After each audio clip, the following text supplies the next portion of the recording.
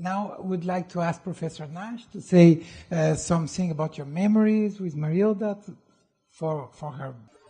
This is not a big story, but I happened to meet Marilda for the first time at a place called the Three Village Inn in Stony Brook, in Stony Brook, Long Island, New York. May I ask Professor Rubens Cysne to close the session?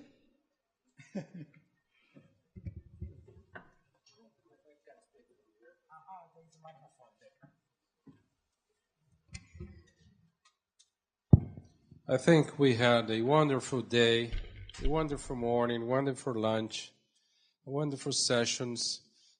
Just once more, let me say how deeply, deeply happy we are and honored by, as Aloisio said, honored by honoring you. Thank you very much, all of you.